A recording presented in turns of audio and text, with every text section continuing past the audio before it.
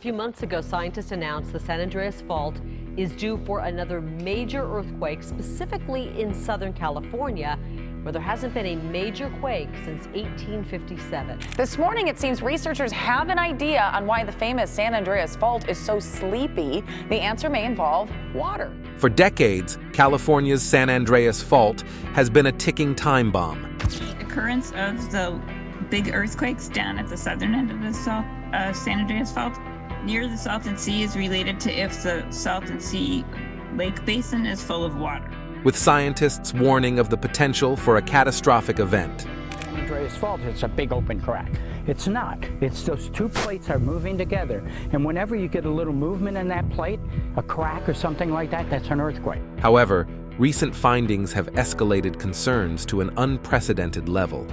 They reveal activity suggesting the fault is on the brink of a massive eruption, threatening to unleash unimaginable destruction. What could this looming disaster mean for the future of the West Coast, and how prepared are we for such a seismic event? Join us as we explore the alarming signs coming from the San Andreas Fault. Towards the conclusion of the Paleozoic era and the end of the Triassic period, North America was connected to Africa, South America, and Europe. These landmasses formed a single supercontinent called Pangaea. A significant change occurred when a three-pronged crack appeared between Africa, South America, and North America, marking the beginning of Pangaea's separation.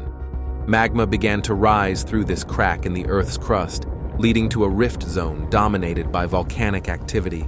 As the land fragments of Pangaea began to separate, the area experienced intense volcanic eruptions that spread ash and debris. This separation process continued, resulting in the formation of a new ocean basin, now known as the Atlantic Ocean. The Mid-Atlantic Ridge, a rift zone, continues to produce volcanic material, contributing to the growing ocean basin.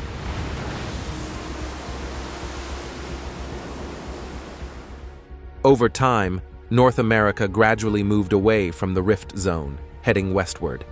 The massive continental crust that formed the new east coast of North America broke into a series of fault blocks nearly parallel to the shoreline.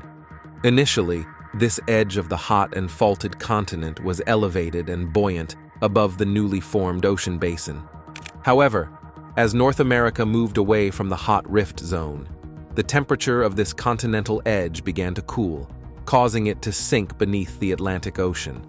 This area, once an active divergent plate boundary, is now the trailing edge of the westward-moving North American continent.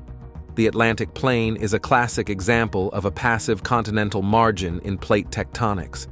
Around 30 million years ago, due to these tectonic movements, the North American plate swallowed most of the Farallon Plate, leading to the formation of the San Andreas Fault. Since then, the North American plate has been pressed against the Pacific plate at a boundary known as a strike-slip fault. When observed from a bird's-eye view, the San Andreas Fault appears as a lengthy and narrow valley that runs along the boundary of the North American and Pacific tectonic plates. This narrow space between the plates is termed a fault. A closer examination reveals multiple fractures and fault lines, marking the zone where these two plates glide past each other. At times, this boundary becomes a zone housing numerous smaller faults, any of which could rupture during an earthquake. The San Andreas Fault holds immense significance globally, spanning over 800 miles from the Salton Sea to Cape Mendocino. It stands as one of the most crucial faults worldwide, creating a distinct division across the region. On the Pacific Plate side, you'll find cities like San Diego, Los Angeles, and Big Sur. Meanwhile, the North American Plate hosts cities such as San Francisco and Sacramento alongside the Sierra Nevada mountains.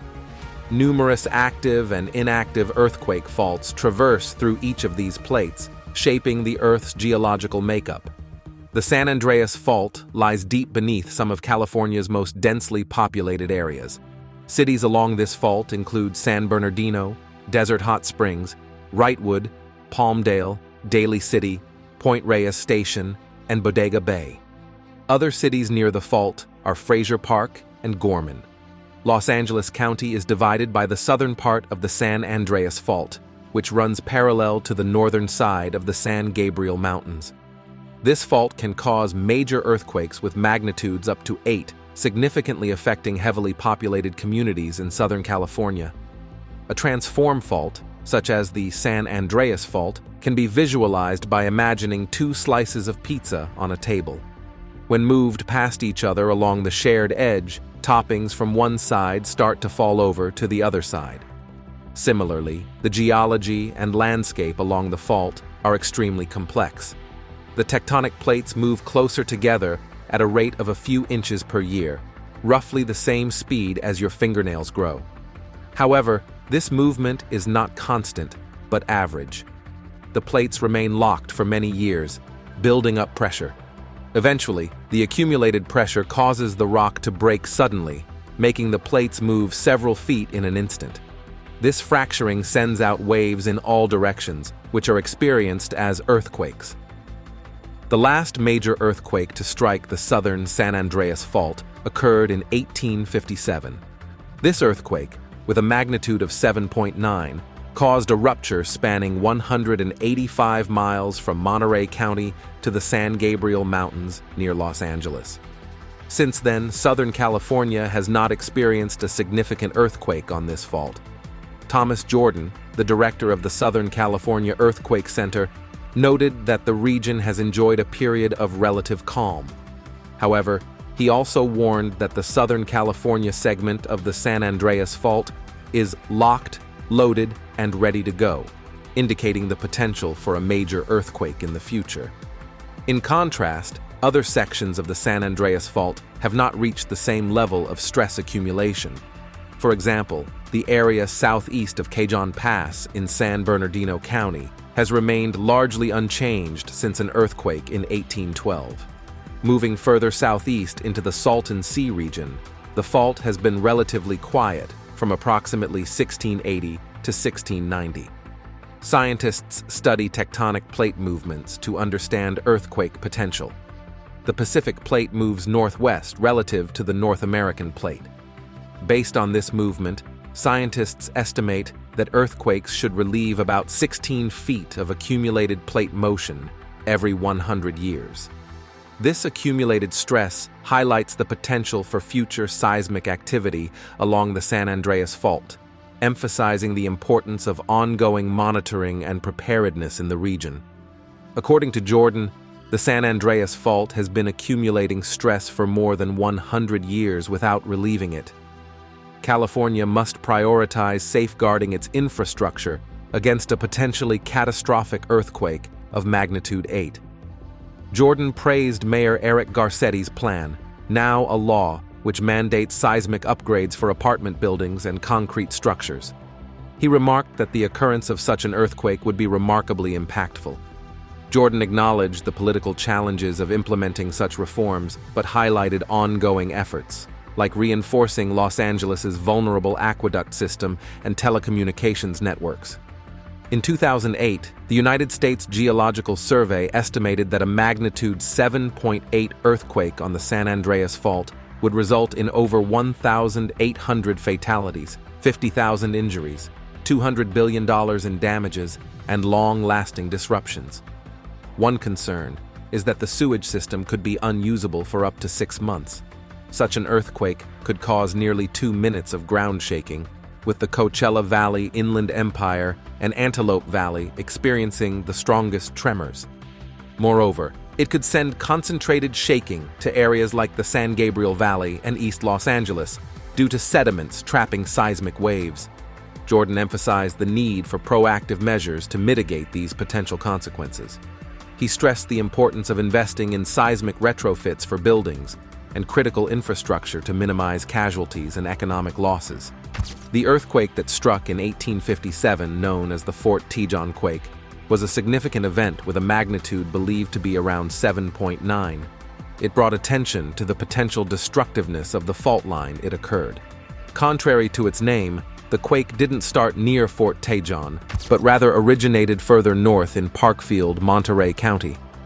Its impact was felt over a vast distance, spanning about 185 miles as it moved south along the San Andreas Fault, surpassing Fort Tejon and eventually heading east towards the Cajon Pass in San Bernardino County, close to where the present-day 15 freeway is located. The intensity of the earthquake was so severe that it caused the ground to melt, leading to the collapse of trees even in places as far away as Stockton. Additionally, trees were uprooted west of Fort Tejon. The duration of the earthquake varied, lasting anywhere from 1 to 3 minutes. While the San Andreas Fault doesn't directly pass through Los Angeles, being about 30 miles away from downtown, the city remains susceptible to significant impact from a major earthquake originating on that fault line. Experts like Jordan have highlighted the potential repercussions of a substantial quake, such as a predicted magnitude 7.8 event originating at the Salton Sea and moving west towards the San Gabriel Mountains. Such a scenario would result in seismic waves curving towards the Los Angeles area. This projection is based on advanced simulations conducted by the Southern California Earthquake Center in 2010, utilizing one of the world's most powerful supercomputers. The simulation demonstrated an earthquake of magnitude 8 originating in Monterey County, similar to the 1857 event, but extending further south towards the Mexican border.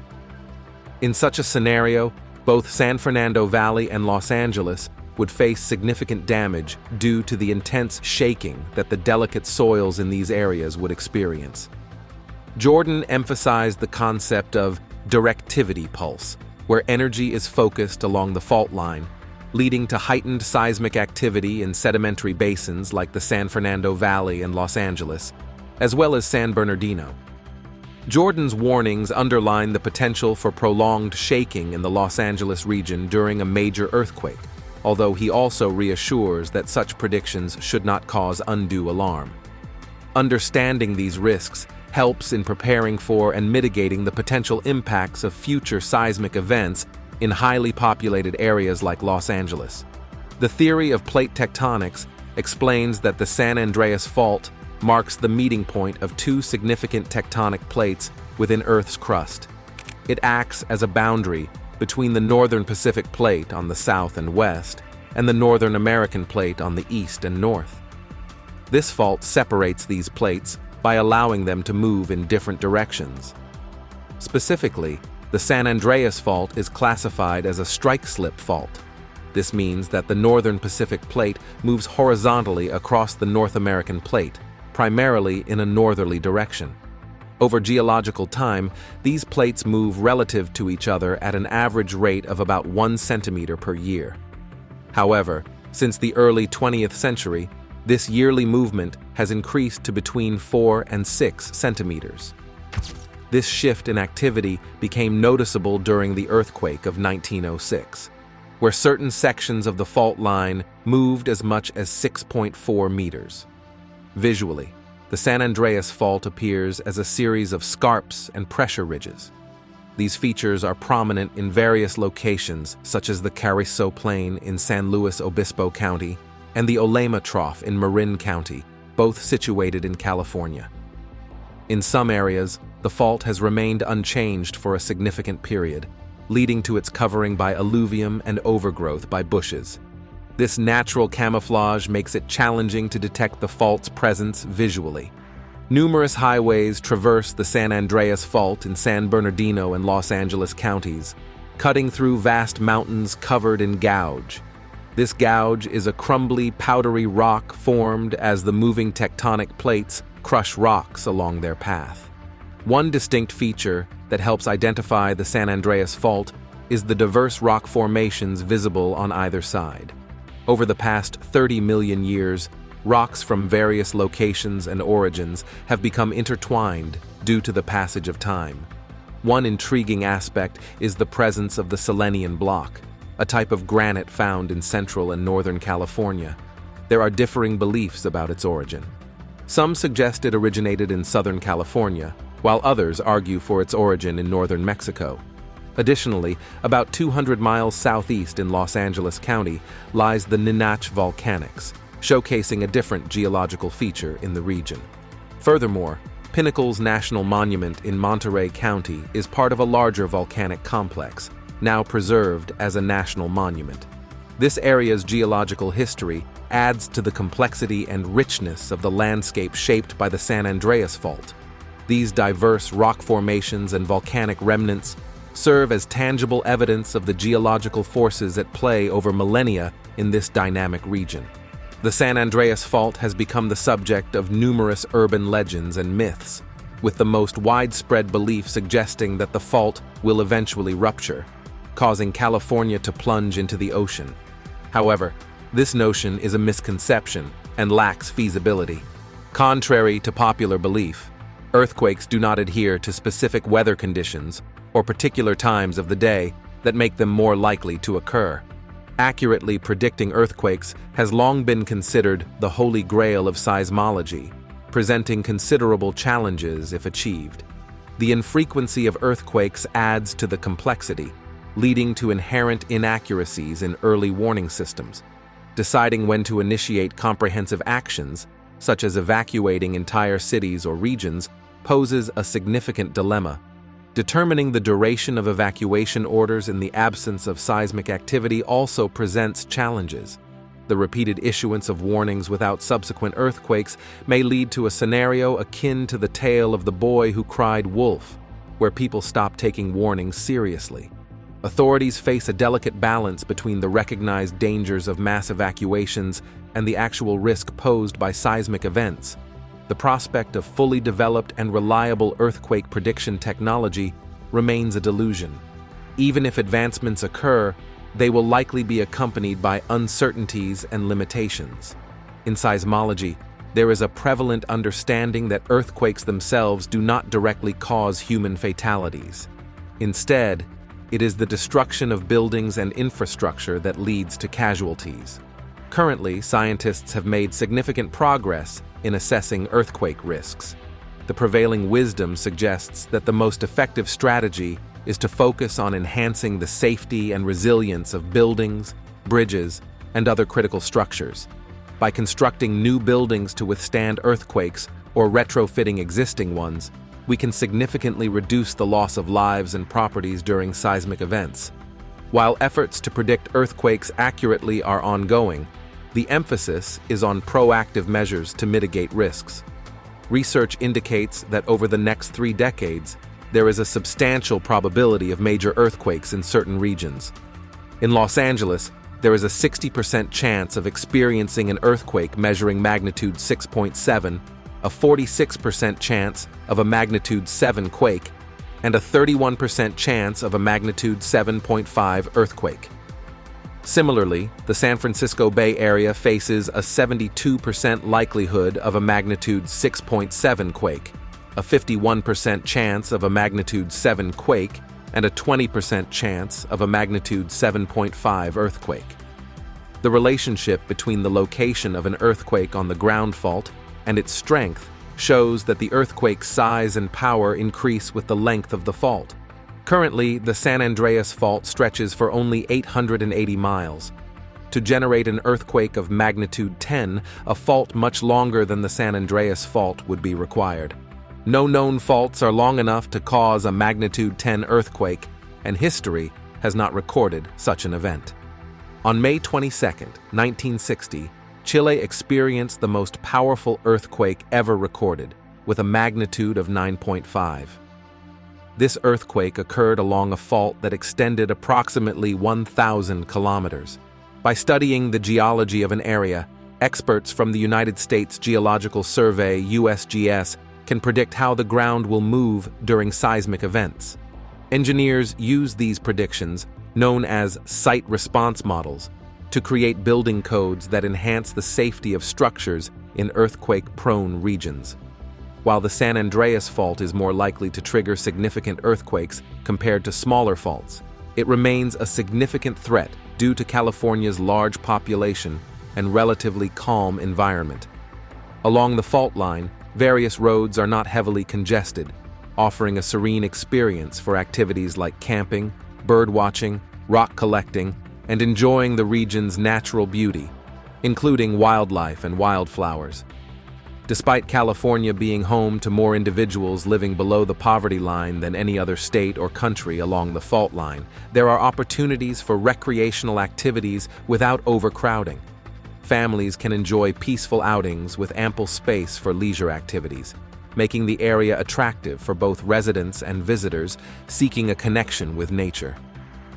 This globally renowned vault continues to baffle scientists and geologists due to its complete silence. They are uncertain about when it will release the built-up pressure it has been containing. If another earthquake were to originate from the San Andreas Fault, would it match the intensity of the 1857 earthquake near Tehachapi, or rival the magnitude of the 1906 San Francisco earthquake? The San Francisco earthquake of 1906 stands as a colossal seismic event that struck off the coast of Northern California at 5:12 a.m. on April 18, 1906, registering a magnitude of 7.9. Its tremors were felt from Coos Bay, Oregon in the north to Los Angeles, California in the south. The quake inflicted severe damage on San Francisco and neighboring areas like San Jose, Salinas, and Santa Rosa. Following the earthquake, a devastating fire erupted, engulfing districts such as Russian Hill, Chinatown, North Beach, and Telegraph Hill, starting from the commercial zone near Montgomery Street and extending south into the Market District. This inferno raged for 4 days until extinguished by rainfall. The aftermath revealed a staggering toll. Over 500 city blocks, roughly spanning 10 square kilometers in the urban core, lay in ruins. Approximately 28,000 structures were razed, with an estimated property value loss of $350 million. The massive earthquake that shook Fort Tejon on January 9, 1857, stands as one of the most powerful seismic events in the history of the continental United States along the San Andreas fault line. Its impact was staggering, leaving a visible scar of over 220 miles on the Earth's surface. The earthquake's magnitude, estimated between 7.9 and 8.0 on the Richter scale, categorizes it as a great quake, known for causing substantial property damage and loss of life in densely populated areas. Despite the destructive force unleashed by this seismic giant, remarkably, only 2 lives were lost as a direct result of the event. One casualty was a lady who tragically perished when an adobe home collapsed at Reed's Ranch near Fort Tejon. The other victim, a senior citizen, was found deceased in the greater Los Angeles region. This earthquake's impact reverberated far beyond its epicenter, affecting communities and landscapes over a vast area. In 1857, Southern California had a relatively sparse population, particularly in the areas most impacted by the earthquake. This, coupled with some stroke of luck, resulted in a lower number of casualties despite the earthquake's significant impact. However, the aftermath of the earthquake was nothing short of spectacular, even terrifying for some. The fire that ensued spread as far as Santa Cruz, causing extensive property damage. The United States Geological Survey conducted modeling on a 7.8 magnitude earthquake with a slippage of 2 to 7 meters to gauge the potential effects of a major earthquake along the southern San Andreas Fault. This event reflected the accumulated stress in the region since the last significant earthquake. The modeling revealed that structures straddling the fault were most susceptible to damage. Following the Alquist-Priolo Earthquake Fault Zoning Act in 1972, such vulnerable constructions became increasingly rare. Despite this, the earthquake's impact would have repercussions on various infrastructures spanning the fault zone. This includes 1966 roads, 90 fiber optic cables, 39 gas pipes, and 141 electrical lines. The estimated cost of damage to structures was projected to be around $33 billion. While newer buildings fare better, they are still sensitive to destruction, particularly once gas mains and water pipelines are ruptured, leading to potential fire outbreaks akin to those seen after the Northridge earthquake. The aftermath of the shaking, including fires, was anticipated to cause more financial damage than the shaking itself. The projected death toll across the country stood at 1,800. Moreover, the seismic activity would disrupt the region's tectonics significantly, leading to a series of powerful aftershocks. For instance, following the 2011 earthquake in Christchurch, New Zealand, the region experienced over 10,000 aftershocks, showcasing the prolonged impact of such seismic events on a locality. To safeguard yourself during an earthquake, homeowners can take proactive measures to enhance the resilience of populated areas against major seismic events. Strengthening residential and commercial structures is crucial in preparing for a significant earthquake. Additionally, it's important to ensure that fire extinguishers are readily available in all public spaces where feasible, including homes and vehicles, and should be included in earthquake preparedness kits. Promptly extinguishing small fires can prevent them from escalating and causing more damage and harm. Conducting shakeout drills in various settings, such as residential neighborhoods, businesses, and schools, is also highly recommended. These drills help individuals and communities practice response and evacuation procedures. Furthermore, it's vital to approach earthquake-related information critically and not give undue credence to urban legends or succumb to constant fear, as this can lead to unnecessary anxiety and misinformation. Geological studies have demonstrated that even in a severe earthquake, California will not separate from the United States or sink into the ocean, contrary to sensationalized depictions in popular literature. However, individuals must take responsibility for their safety during earthquakes and adopt necessary precautions. If you find yourself driving when an earthquake strikes, it's essential to stop the vehicle immediately, pull over to the side of the road, and engage the parking brake. For those at home, lying face down in bed with a pillow supporting your neck and head is recommended. When outdoors during an earthquake, it's crucial to stay away from buildings to avoid potential hazards. If indoors, do not run outside and steer clear of doorways. Remember the 3 words: drop, cover, and hold. Get on your hands and knees, grasp onto anything sturdy for support, and ensure that the wheels of your wheelchair or walker with a seat are locked. Remain seated until the shaking subsides. If there is a substantial table or desk nearby, you can seek cover by crawling underneath it. In the absence of shelter, crawl next to an internal wall away from windows, prioritizing safety over moving through debris. Maintain a kneeling or crouching position to protect vital organs. If positioned below a desk or table, keep one hand on it and be prepared to move if it shifts.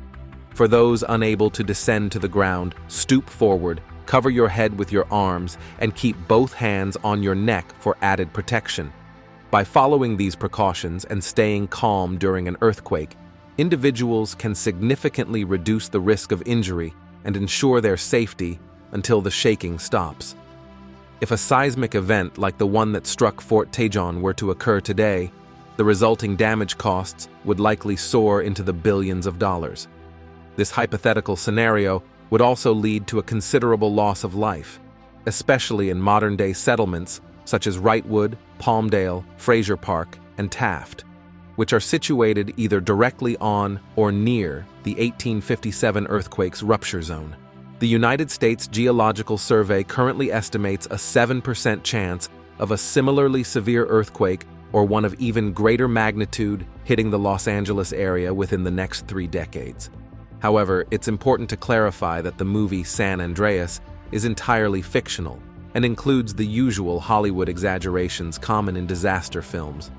Interestingly, many of these filmmakers are based in Southern California, where the San Andreas Fault is located. Despite the film's fictional nature, experts predict that the San Andreas Fault will inevitably produce a major earthquake in the foreseeable future. This event is anticipated to cause significant damage, particularly in Southern California. However, residents of this region are accustomed to dealing with natural disasters like earthquakes. Over the years, California's infrastructure has been strengthened to withstand seismic activity to a certain extent. While concerns about tsunamis and massive chasms opening up may be exaggerated, it's crucial to remain prepared for seismic events that could result in building damage, fires, and substantial economic repercussions. The unstable nature of the region means that these effects could last for an uncertain period, underlining the importance of ongoing preparedness and infrastructure improvements. Thank you for watching another episode of Hyperspeed. While you are still here, click the video on your screen to see more mind-blowing videos like this one.